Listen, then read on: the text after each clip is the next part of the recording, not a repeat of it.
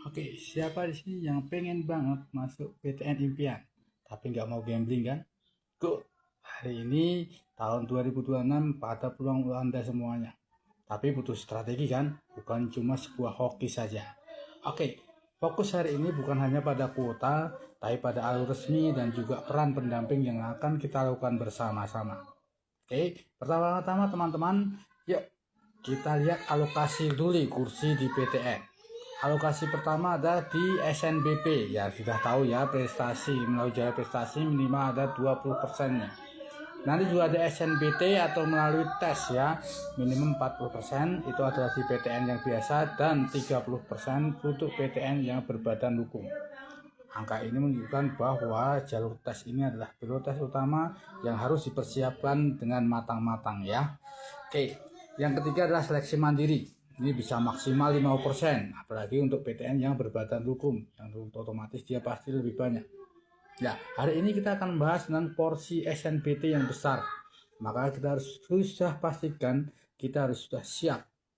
Untuk itu, baik kita lihat persiapan strategi pertama dulu, teman-teman.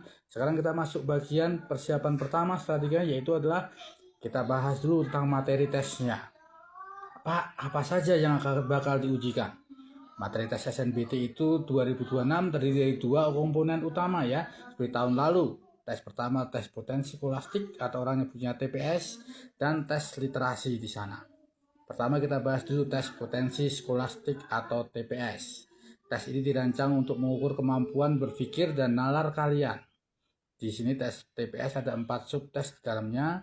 Pertama ada penalaran umum, ada 30 soal untuk menguji kemampuan kalian dalam penalaran induktif, deduktif, dan kuantitatif.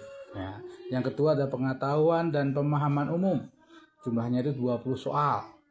Nanti yang ketiga ada pemahaman bacaan dan menulis, terdiri dari juga 20 soal yang menguji kemampuan kalian dalam memahami teks dan menulis ya. Keempat ada pengetahuan kuantitatif ya. Di sini kita akan ketemu dengan matematika dasar ya, dan jumlah soalnya adalah 20 soal. Ya, total TPS ini adalah 90 soal. Tes pertama. Selanjutnya ada tes literasi ya. Tes literasi ini mengukur kemampuan kalian dalam menggunakan bahasa dan penalaran matematika.